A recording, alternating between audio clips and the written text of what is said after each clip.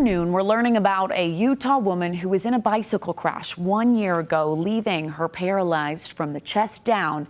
Now, she still can't feel her body, but now, 1 year later, she's up and walking. ABC4's Kate Garner has this exclusive story.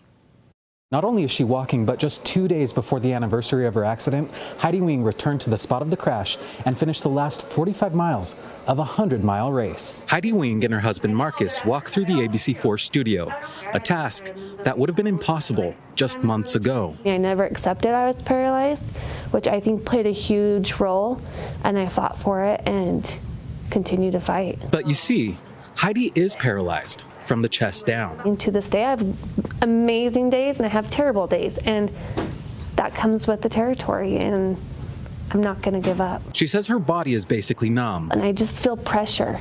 So that's how it makes me be able to walk and drive and do the things I do every day, is just from the pressure of, and my brain's connecting with my body, telling me to walk. This all started last June. I was up in Logan on a 100-mile bike ride with a bunch of my girlfriends, and about mile 55 is when one of my girlfriends like, "Hey, I'm on your left," which means they're drafting, and I was like, "Cool," and I just got out of control and I crashed. She says she doesn't remember much. Besides, I'm on fire, and it was just because my nerves were misfiring, and I was just like, holy crap, like something's going on.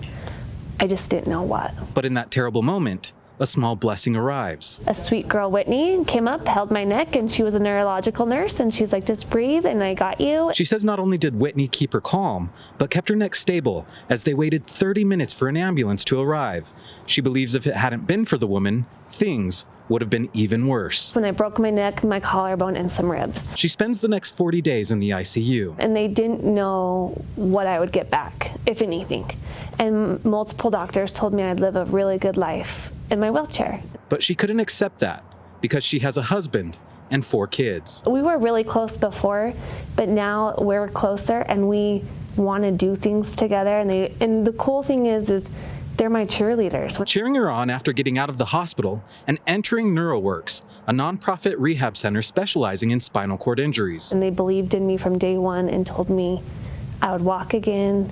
And I was there 5 days a week, 2 to 3 hours a day, just working really hard, and I'm still there 2 to 3 days a week. But learning to walk wasn't the only goal. 2 days before the anniversary of the accident, she returns to the crash site. Cool to see it, and it was healing for myself, where I can be like, okay, I see it, and then I got to finish it with all the girls I started with and more, and my therapist came and helped me and cheered me on, and that experience of finishing that race was so overwhelming but so healing, and like, heck yes, I did it. Yes.